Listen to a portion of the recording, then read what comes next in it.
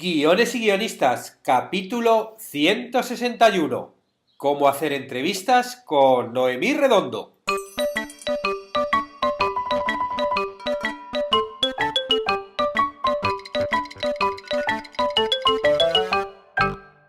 Buenos días a todos, bienvenidos a Guiones y guionistas, el podcast con el que todos podemos aprender a hacer guiones y en el que el guionista es el rey. Cada semana salimos al aire con 2 programas en los que vemos un nuevo elemento, técnica o herramienta para que sepáis más del arriesgado mundo de los guionistas y el intrépido arte de los guiones. Hoy en Guiones y guionistas nos ponemos el chaleco antibalas porque vamos a hablar con una de las reporteras, que también es directora y guionista, más intrépidas de la televisión española, Noemí Redondo. Una mujer que ha viajado por los lugares más peligrosos del mundo entero y nos va a contar aquí en directo las claves para hacer una buena entrevista. Pero antes recordaros que en la plataforma de cursos de guiones y guionistas esta semana tenemos 2 clases más. Os recuerdo que hay 20 cursos de guión y por una suscripción de $10 tan solo tenéis acceso a todos los cursos. Hoy tenemos una nueva clase del curso de guión de cómic en la que veremos qué se escribe en el guión de cada viñeta y cómo indicar en el guión los diferentes planos, los textos, bueno, básicamente todo lo que tenéis que poner en el guión de un cómic.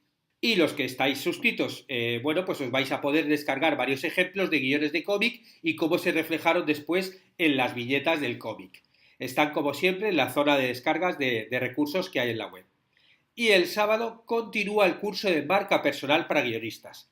En la 4ª clase vamos a ver cómo podemos utilizar las diferentes redes sociales para crear nuestra propia marca personal. Y lo que voy a hacer va a ser también analizar algunos ejemplos de redes sociales de guionistas para que tengáis alguna referencia. Y también os voy adelantando que la semana que viene sacaré un sistema para regalar cursos de guión estas navidades. Vais a poder regalar cursos a vuestros amigos, a vuestros familiares que quieren escribir guiones. Ya sabéis lo típico, ¿no? Tienes la típica pareja que está siempre, ay, tengo muchas ideas, me gustaría escribir un guión, pero no sé cómo, tal. Bueno, pues mira, aprovechad estas fiestas y le regaláis cursos de guión. Aunque bueno, también vosotros mismos se lo podéis pedir a Papá Noel o a los Reyes Magos. O sea, ya sabéis que, bueno, os paséis por la web y hacéis la petición. Lo divertido además es que cada regalo va a ir con un vídeo personalizado que voy a grabar yo mismo, ¿no? Anunciando un poquito el regalo. Bueno, ya veréis que va a ser muy divertido, lo podréis ver la semana que viene. Como decía antes, hoy está con nosotros Noemí Redondo, periodista, reportera, guionista, directora y responsable de programas como, por ejemplo, Yo fui un narco o A las puertas de un infierno, que, bueno, menudos títulos, ya veis, bueno, ya nos contará ahora Noemí de dónde vienen esos títulos. Bueno, hola Noemí, ¿estás por allí? Hola David, aquí estoy, al otro lado del océano para ti. Muy bien, estás en mi querido Madrid. Bueno, nosotros, la verdad es que genial verte ahora por la imagen en el Skype, porque hacía mucho que no nos veíamos, porque nos conocimos nos conocimos en el Amazonas hace, yo que sé, por lo menos 15 años, haciendo un reality show de famosos. O sea, que ha llovido bastante desde entonces. ¿Y qué pasó un poquito en tu vida para que pasases de eso, de donde nos conocimos haciendo ese reality, a que te convirtieras en reportera, guionista, directora y de estos reportajes al límite que haces tú? Pues mira, lo primero que han pasado han sido los años. Que cuando van pasando los años uno va, pues como va creciendo, va necesitando también, va cerrando etapas, entonces de repente nuestro mundo, que es el mundo del audiovisual, es un mundo en el que todo se mueve todo el tiempo. Entonces yo creo que nosotros, los que formamos parte de él, tenemos algo dentro que también nos impulsa a movernos. Es muy raro, yo creo, las personas que se mantienen en un perfil y solo se mueven de ese perfil, porque al final, quieras o no quieras, los departamentos o las formas de trabajar en el audiovisual se dan la mano unos a otros. Yo creo que he sufrido un proceso natural, en realidad, en mi caso. Y es que en Amazonas, cuando te conocí a ti, estábamos haciendo un concurso, pero yo, por ejemplo, mi misión allí era de redactora. Entonces yo lo que hacía era estar en campo pues con los concursantes y lo que tenía que hacer con ellos era analizarles, conocerlos, saber por dónde iban cada día, qué cosas les faltaba, qué cosas les angustiaban y al final hacerles entrevistas para poder sacar un contenido que más tarde los guionistas o los redactores de vídeo pudieran aprovechar para crear líneas de guión y contenido para el programa. Entonces, al final, mi faceta en el mundo del entretenimiento también ha estado siempre, yo creo, de base, muy ligada a escuchar a la gente, a descubrir qué hay en lo que la gente te cuenta y lo que la gente no te quiere contar e intentar abrir esos huecos que esconden las historias, ¿no?, de cada uno de nosotros. Entonces, a mí siempre me ha interesado la vida de las personas, creo que es algo que siempre digo muchas veces. Creo que todo el mundo, absolutamente todo el mundo, tiene una historia interesante que contar detrás de esa persona. Me da igual que sea un rey, que sea un mendigo, que sea una persona más joven que un anciano. Si sabes dónde mirar y si sabes escuchar, que es muy importante, cualquiera de nosotros tenemos algo maravilloso que aportar. Entonces, pues yo pasé de redacción de entretenimiento a una redacción o a una forma de entrevistar, bueno, o a unos programas más comprometidos socialmente, podríamos decir. O sea, yo me fui colocando y la vida me fue llevando hacia un lugar en el que me tocaba hacer reportajes sociales, que en el fondo creo que es para lo que yo también sirvo, ¿no? ¿Qué es lo que me llama la atención? También, en mi caso, ha sido muy, muy importante y muy interesante haber tenido una experiencia previa en el entretenimiento, porque también me ha dado muchas herramientas para luego, pues para sobrellevar experiencias o situaciones complicadas, para sacar un lado positivo o de humor sí, a una realidad difícil. Eh, por ejemplo, yo me acuerdo que antes incluso de conocerte a ti en el programa en el concurso, mi primer trabajo, cuando todavía estaba en la universidad, fue en El Precio Justo, que era Epa. un concurso. Sí, no sé si se puede ver tu cara, pero la cara de sorpresa que has puesto es la que suele poner la mayor parte de la gente a la que se lo digo, ¿no? Porque, claro, me ven sentada frente a un sicario preguntándole a cuánta gente ha matado y luego les digo, no, pues si yo empecé en El Precio Justo. Eh, y en El Precio Justo yo me dedicaba, era muy pipiola, y mi trabajo consistía en sentarme delante de una mesa con las páginas amarillas o con listados, porque por aquel entonces Internet ya existía, pero no como ahora, obviamente. Y recurríamos pues a herramientas mucho más tradicionales. Y yo me tiraba todo el día, toda mi jornada laboral, llamando a pueblos, llamando a ayuntamientos, porque lo que tenía que conseguir era concursantes que vinieran a participar a un programa en televisión española. Y me pasaba el día pegada al teléfono, hablando con todo tipo de gente distinta. Entonces, de repente, yo que estaba estudiando todavía la teoría, etcétera, fue la primera vez que contacté con las personas.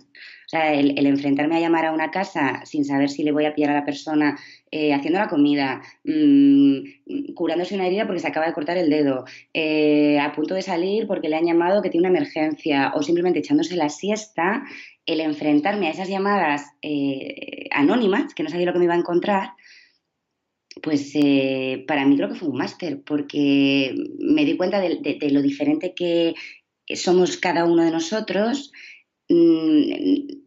Descubrí historias maravillosas de gente que se sentía muy sola, por ejemplo, y que bastaba con que alguien le llamara por teléfono para que le contara su vida. Otra gente que, sin embargo, era recelosa de su intimidad y que se enfadaba cuando tú de repente le llamabas por su nombre.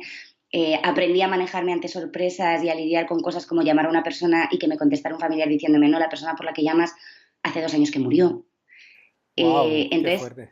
Sí, sí, sí, Sí, es muy potente, ¿no? No, y luego otro cambio gordo yo creo que también, que fue yo creo importante en tu vida, que es cuando ya te enfrentaste cara a cara a toda esta gente, cuando hiciste los programas de reporteros como Callejeros, Españoles por el Mundo, Callejeros Viajeros, como que eso ya era como el frente a frente, ¿no? Abordar a la gente no en teléfono, sino en la calle directamente, ¿no?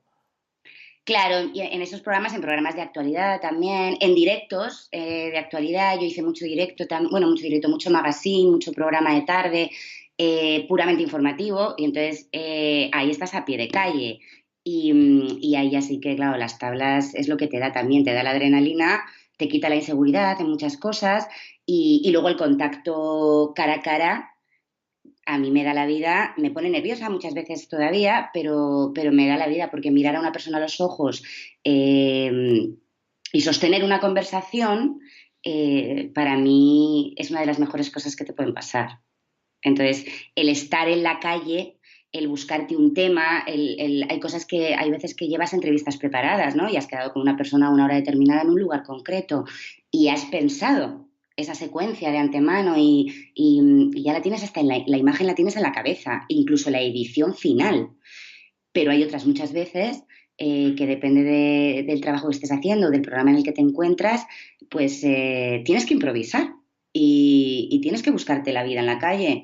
Entonces, buscarte la vida es una escuela maravillosa y que lleves los planes hechos y que se te caigan, pues es otro buen máster, porque al final tú sabes que tienes que llegar a tu redacción o tienes que llegar a tu trabajo con el material grabado.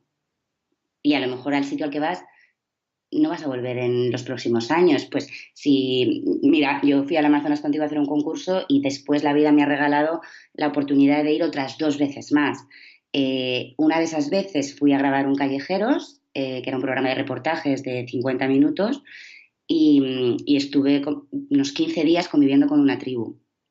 Eh, Fue otra manera de descubrir el Amazonas. En ese viaje, por ejemplo, a mí me pasaron cosas que tuve que solventar en el momento, porque yo estaba a no sé cuántos miles de kilómetros de distancia de mi hogar, de mi equipo de producción, con un uso horario totalmente distinto, sin teléfonos móviles, más teníamos un teléfono satelital que no podíamos tener todo el tiempo operativo porque teníamos que nutrirnos de energía a través de generadores y esos generadores, lo principal para lo que se usaban era para cargar cada día el equipo de cámaras, porque sin la cámara, pues apaga y vámonos, no tenemos nada que hacer.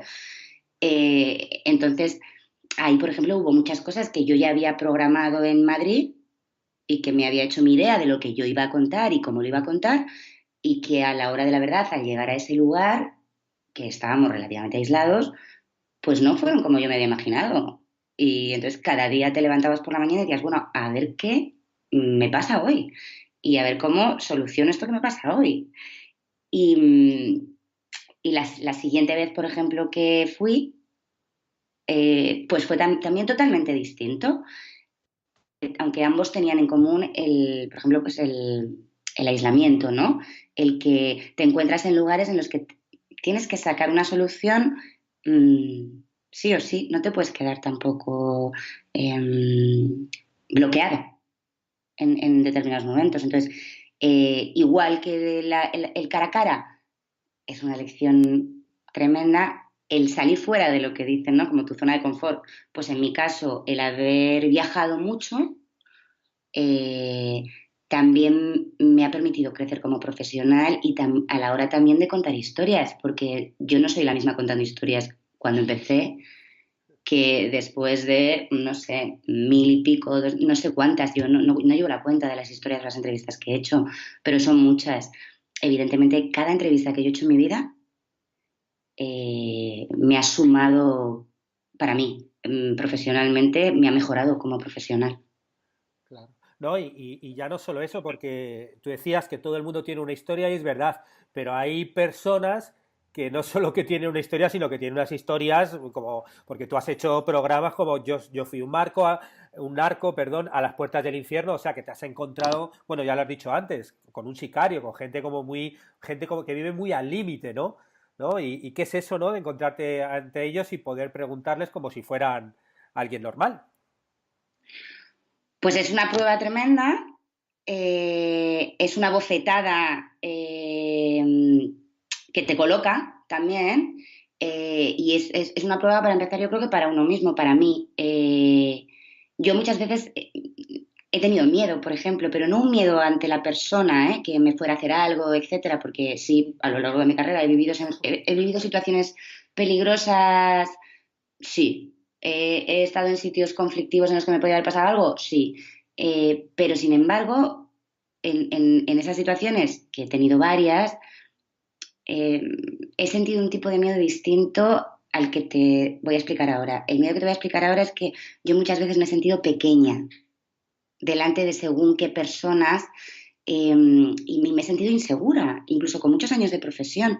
Me he sentido insegura al sentarme delante de una persona que no tiene por qué ser peligrosa, es decir, puede ser un sicario, pero también puede ser una mujer eh, que ha sufrido un drama brutal, del que ojalá yo nunca tenga que experimentar en primera persona, y yo a lo mejor sentarme delante de esa persona y tener miedo de no estar a la altura, de no empatizar,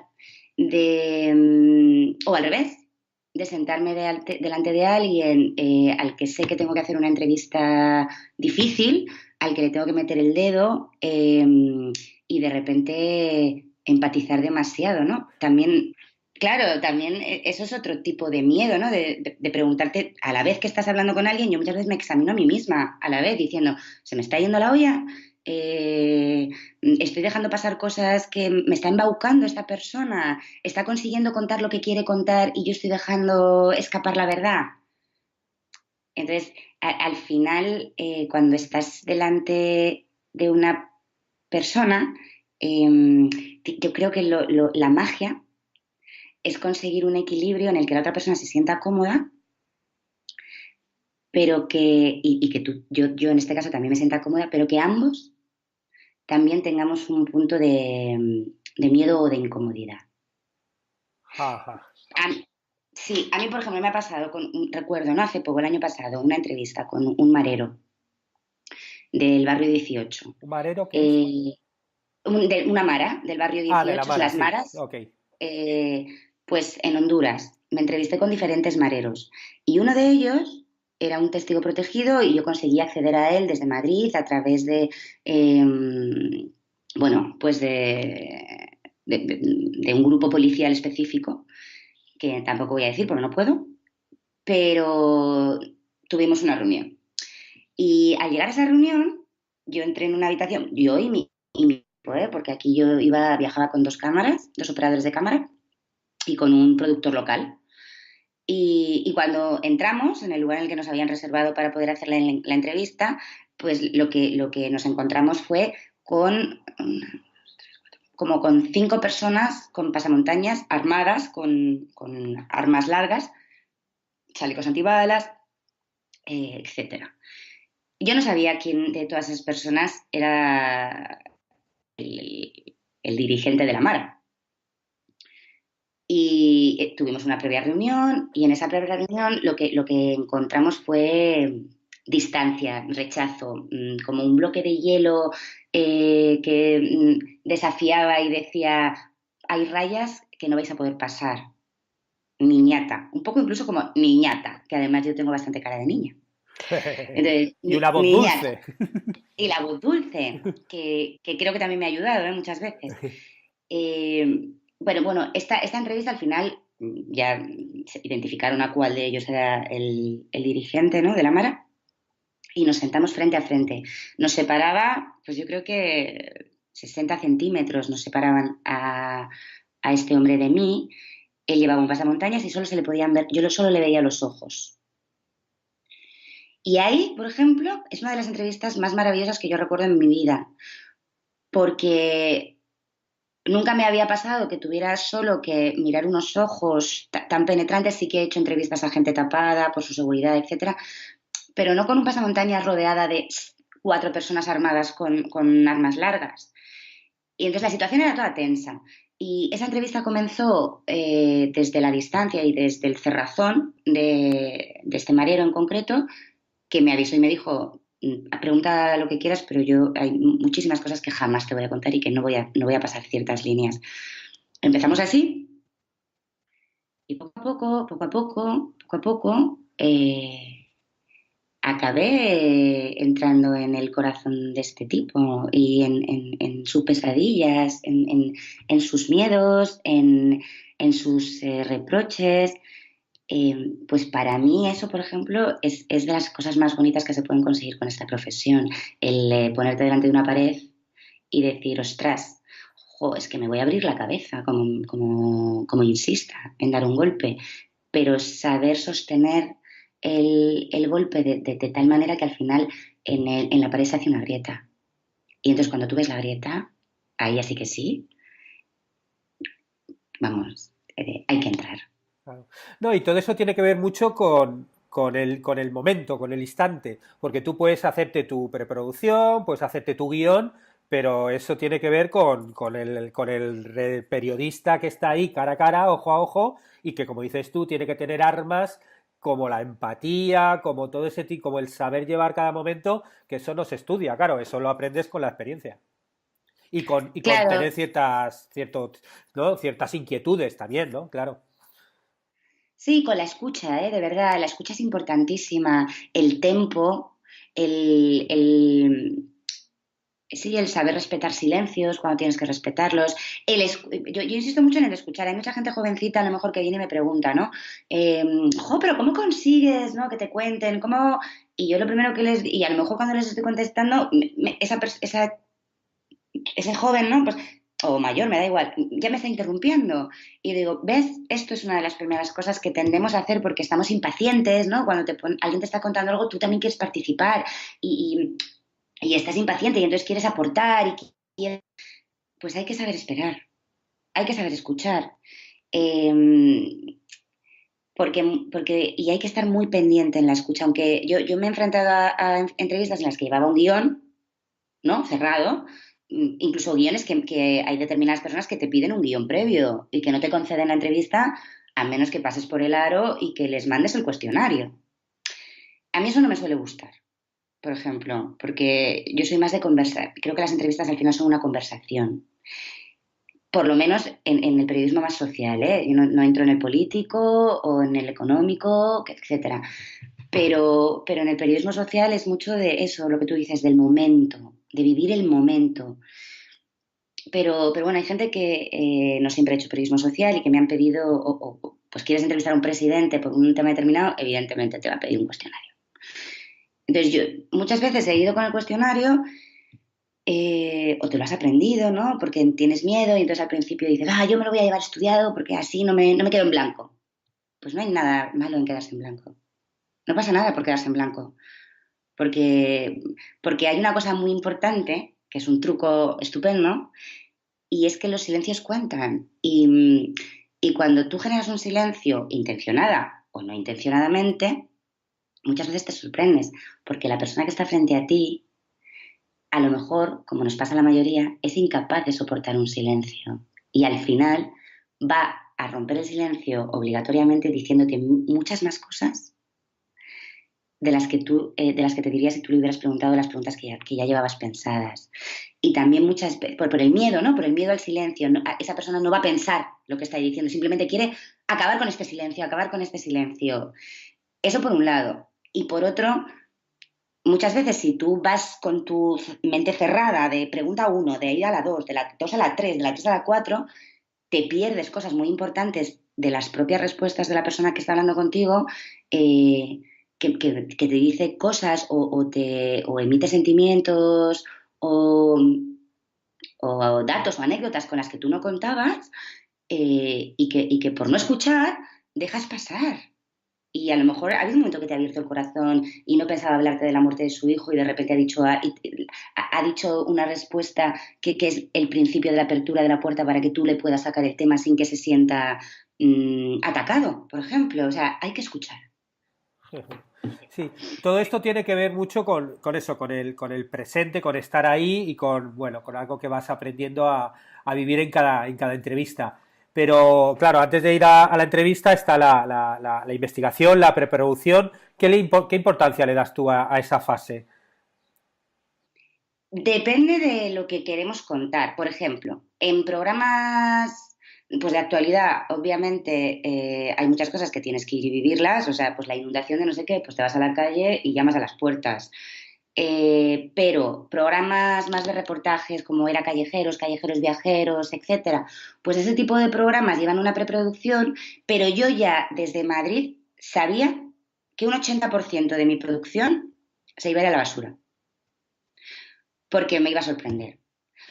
Otros programas que ya son más tipo documental, ahí para mí la preproducción es fundamental. Y es pues no sé, te diría, pues que entre un 60 y un 80% del trabajo que debes de hacer, ¿eh? Que se te pueden caer cosas luego, obviamente. Que se te van a caer, por supuesto. Pero tú tienes que llevar un bagaje muy, muy, muy profundo de los temas. Tienes varias fases, ¿no? En la preproducción, creo. Hay una que es la documentación pura y dura y es empápate, sumérgete, lee, bucea, abre las 250.000, o sea, vuélvete loco, satúrate. Después de esa saturación, relaja un poco y a partir de que ya te has empapado, eh, empieza a construir, eh, por un lado, las posibles personas que crees que van a poder aportar y que van a poder ayudarte a contar la historia y, y por otro lado, un guión.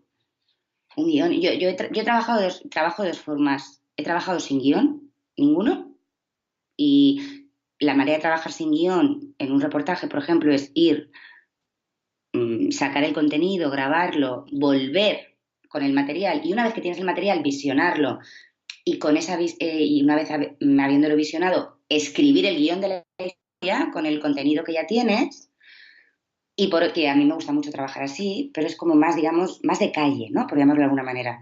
Y por otro lado, eh, documentate, escribe un preguión y graba. Después vuelve con el material y enfréntate otra vez al preguión que has hecho, porque te vas a sorprender. Hay cosas que van a encajar tal y como tú las habías escrito previamente, pero hay otras cosas que van a hacer que recalcules el guión, porque hay testimonios que a lo mejor no contabas con ellos, hay otras cosas con las que contabas y que no has conseguido que te diga nadie. Entonces, es bastante interesante, por ejemplo, ver esas dos realidades, ¿no? La del preguión y la del guión posterior cuando ya tienes el material grabado. Sí, sí, total. Sí, sí. No, no, sí, no, el darte, hacer el guión previo, eso te ayuda por lo menos a tener el punto de vista, ¿no? El punto de vista y hacia dónde vas, ¿no? Y lo que dices tú, si de repente se te cae una entrevista porque alguien no tal que quería conseguir algo, por lo menos sabes que la tienes que sustituir por otra persona que te vaya a decir algo parecido, ¿no? Es como Y una que... cosa muy, muy importante también y es que sabes que si tienes que hacer, o sea, muchas veces tú no grabas cronológicamente como el guión te marca. Es decir, a lo mejor grabas a una persona que cierra el documental, le grabas la primera y solo tienes esa oportunidad para grabarle. Entonces, luego da igual que te haya reunido con otra persona y te haya dado una entrevista y te haya dado datos o cosas sobre, o sea, la persona A, que has grabado la primera, de repente luego aparece la persona C y te da datos de la A, ¿no? Con los que tú no contabas. Ah, amigo, pues que ya no la puedes volver a entrevistar. Entonces, el hacer el trabajo previo de documentación y de preguión te da esta amplitud, ¿no? Que también tú dices, ostras, a esta persona le tengo que preguntar por esto, por esto, por esto, por esto, por esto y por esto, pase lo que pase. Luego que la vida me sorprenda. Pero esto, vamos, no me vengo sin ello, pero ni de coña. Sí. Y a la hora de, por ejemplo, elegir los temas, los casos, en qué te basas? ¿Tienes algún criterio o bueno, o depende un poco yo qué sé, del formato, o no sé cómo. Bueno, los temas muchas veces te los dan. Yo en programas en los que he estado, pues al final hay equipos directivos que marcaban la línea editorial del programa y que te daban los temas. Cuando yo he dirigido, yo me guío mucho bueno, por el formato. Para empezar, pues yo me acuerdo que, por ejemplo, yo lo primero así que dirigí real. Fueron 12 documentales para una cadena que era Movistar Plus, que se llamaba En Tierra de los Nadie, y eran 12 documentales que funcionaban de manera independiente, pero que todos tenían una coherencia entre sí, tenían que tener una coherencia, digamos, entre sí. Y se resume mucho en que era gente que ayuda a otra gente en el mundo, ¿no? Yo cuando me planteé el proyecto tenía claro que esa era la base, gente que ayuda a otra gente en el mundo, pero, por ejemplo, yo al hacerlo decidí que para poner en gloria a algo, a alguien, tienes que entender también de cara al espectador, tienes que darle las herramientas al espectador para entender por qué esa persona está haciendo algo, está ayudando, o porque esa persona es, no me gusta usar esta palabra mucho, pero la pongo entre comillas, buena, ¿no? Porque esa persona es buena.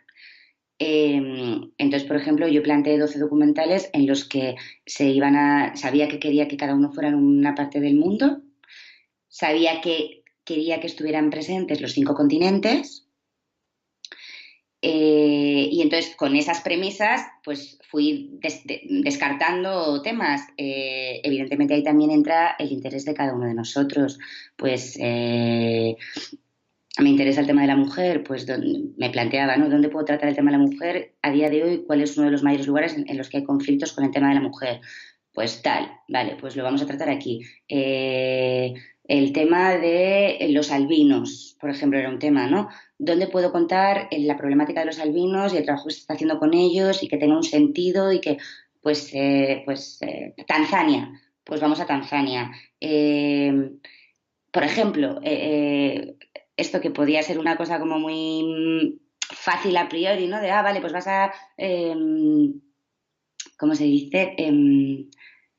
Como no circuitos, pero colectivos, perdona, colectivos o lugares problemáticos en el mundo muy marcados, siempre tiendes a pensar, pues venga, tercer mundo. Y yo tenía muy claro, por ejemplo, que en esa serie documental tenía que estar ese llamado primer mundo. Y uno de los capítulos, por ejemplo, pues yo decidí que había que grabar en Nueva York. ¿No? Tú dices, bueno, joder, en una serie documental te vas a grabar la pobreza en Kenia y te vas a grabar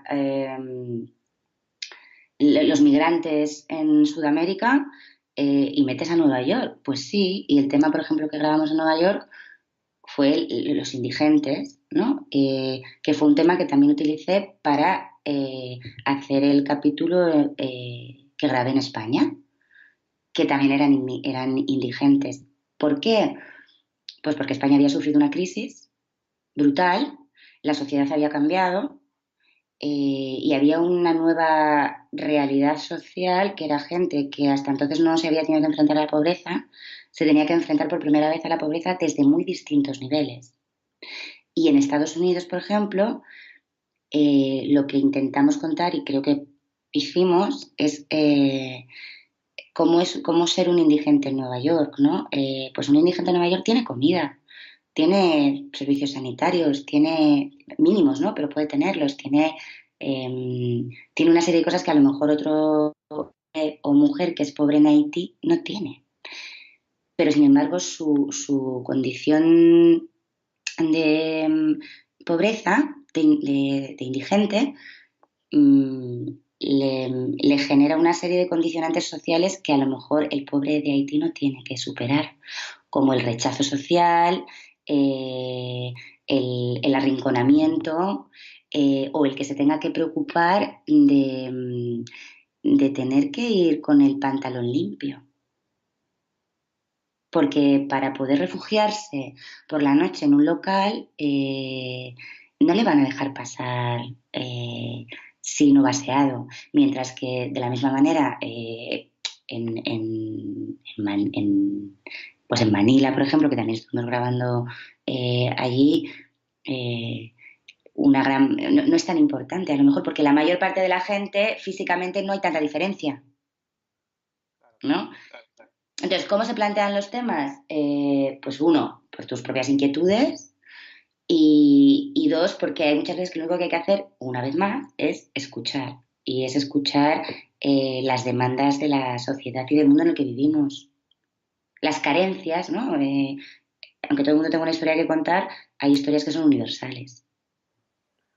Sí, sí. Sí, es así. Has comentado ahora y antes un poco el tema de ser mujer, ¿no? O sea, en un trabajo como el que tú has hecho, ¿no? De reportera, en los lugares donde has estado, ¿cómo has vivido lo de ser mujer, ¿no? Si has tenido rechazo o no, te ha ayudado, te ha dificultado, o sea, ¿cómo notas tú diferencias, ¿no? Si hubiera sido un hombre. Sí, creo que sí, siempre hay diferencias. Es que negarlo Sí, es es una absurdo. tontería, yo creo. Claro que hay diferencias. Hay diferencias en todo. Bueno, sí, pues yo qué sé, a mí me han pasado desde anécdotas que tengo clarísimo que han sido por ser mujer, o sea, y que no es que yo las tenga claras, es que me lo han dicho a la cara, hasta otras cosas mil veces más sutiles que también han pasado por ser mujer, negativas, pero también es verdad que hay otras positivas, como todo. O sea, yo he podido acceder a sitios a lo mejor porque con mi carita de niña buena, mi vocecita y no sé qué, no han visto en mí una amenaza. Claro, Y a lo mejor yo era mil veces más amenazante que un compañero mío. Eso por un lado. Igual de otra forma, pues yo me acuerdo creo que fue en Uganda, si no me equivoco, fue en Uganda. Eh, eso, por ejemplo, sí, eso me ha pasado más en el continente africano. Bueno, no, y en Sudamérica también. He sentido el machismo heavy, heavy. Mira esta, no te voy a mirar a los ojos. O sea, yo me he encontrado con gente que no me ha mirado a los ojos. Y ya no te hablo tanto de la persona a la que yo estaba entrevistando, pero con gente de mi propio equipo. O sea, yo me acuerdo en Sáhara, por ejemplo, en Marruecos, tuvimos un chofer eh, que no me miraba a mí. Yo dirigía, yo daba las órdenes, mi equipo de operadores hacían lo que yo decía, siempre con un consenso, porque a mí me gusta trabajar en equipo, pero al final la palabra era la mía. Y el conductor jamás me miraba a mí para hablar. Me hablaba a través del operador de cámara. Y eso me pasó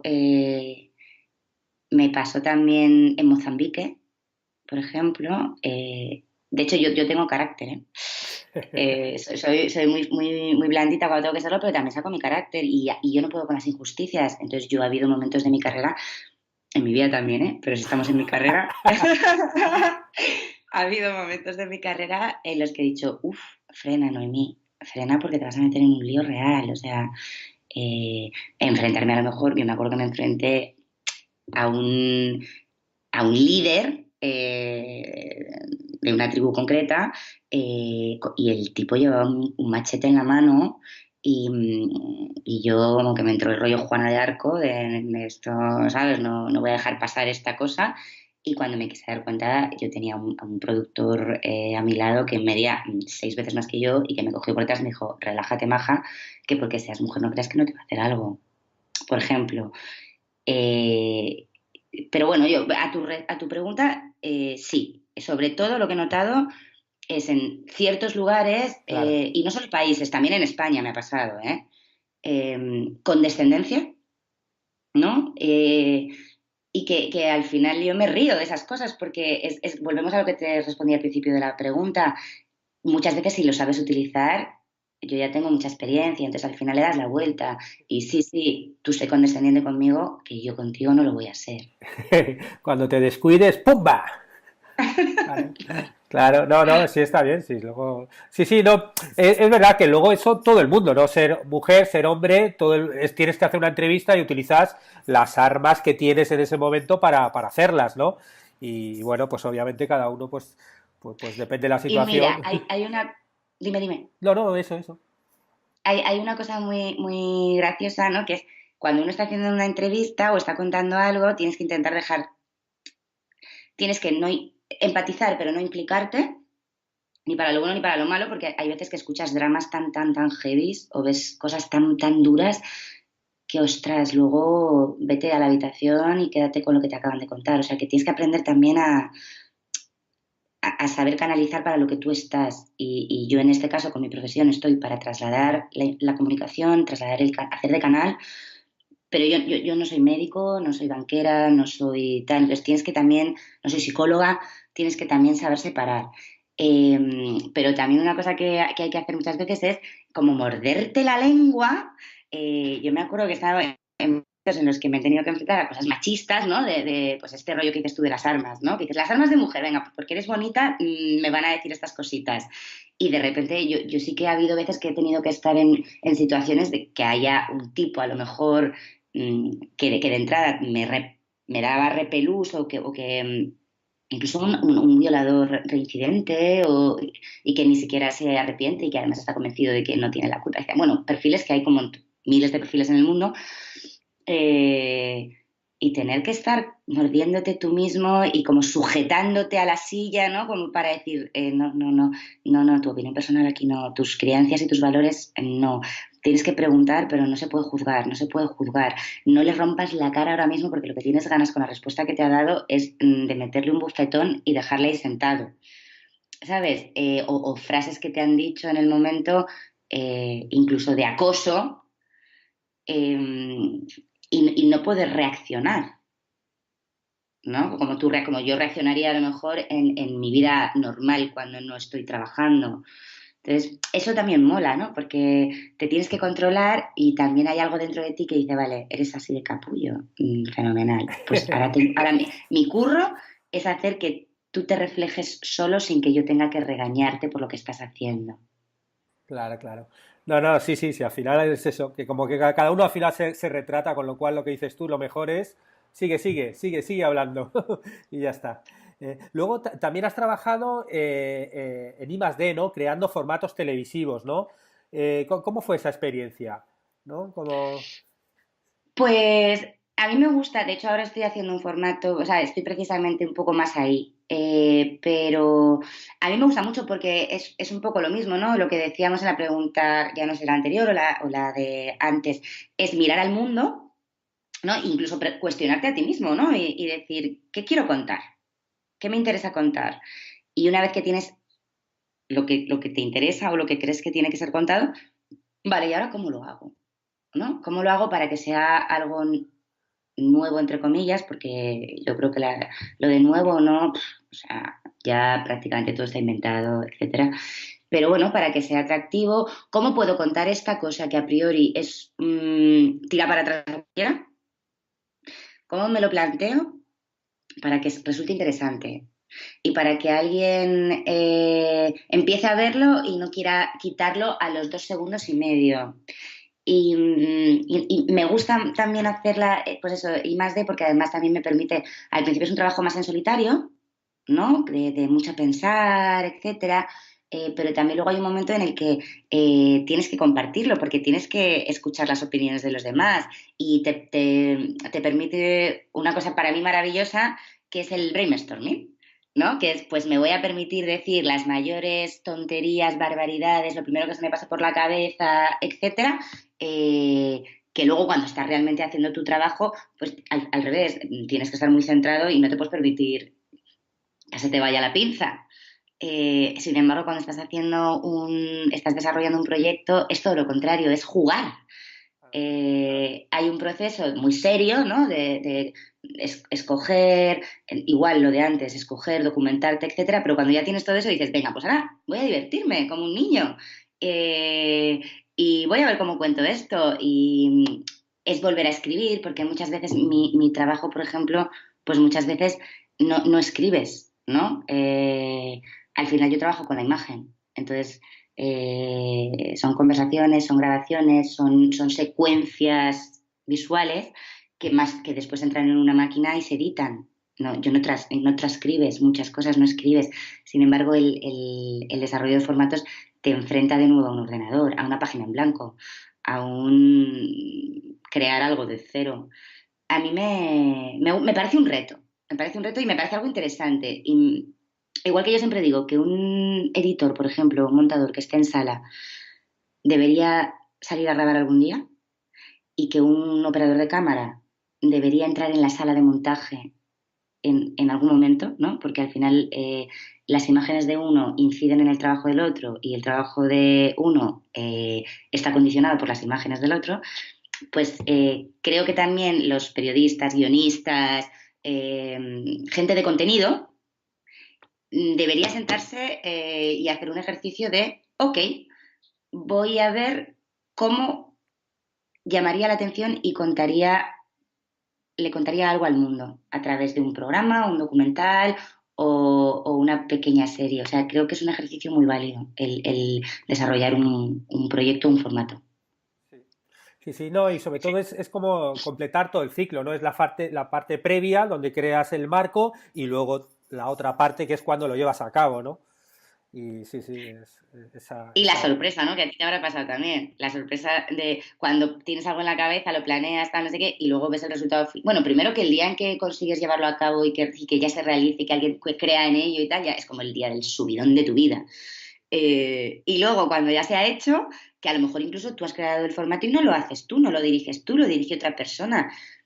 Es súper interesante, ¿no? Porque luego el resultado final dices, ostras, pocas veces creo que se ajusta real a lo que tú habías planeado, ¿no? Bueno, sí, no se ajusta ni en ficción, que se supone que está escrito y lo dicen actores, que ya lo cambian, y vamos, ya cuando ya está la realidad por medio, no se ajusta nada. Pero bueno, el concepto del documental y los reportajes y tal, como forma parte del proceso, saber que eso no se va a ajustar. O sea, que tú vas a pensar una cosa y luego la realidad va a hacer lo que sea y luego se va a ordenar esa realidad para mostrarlo. O sea, eso forma parte más de la esencia que cuando yo, por ejemplo, he escrito ficción y luego he visto la película y he dicho, hostias, esto no está como yo quería, ahí sí que te duele más porque se supone que tenía que ser más fiel. Joder.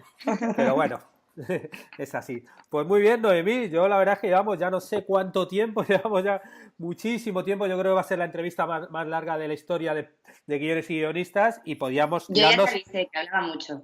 Pues no, ya, pero es que claro, podíamos tirarnos horas hablando porque la verdad es que tienes para contar muchísimo. Pero bueno, lo lamento, pero va a llegar a su fin esta entrevista.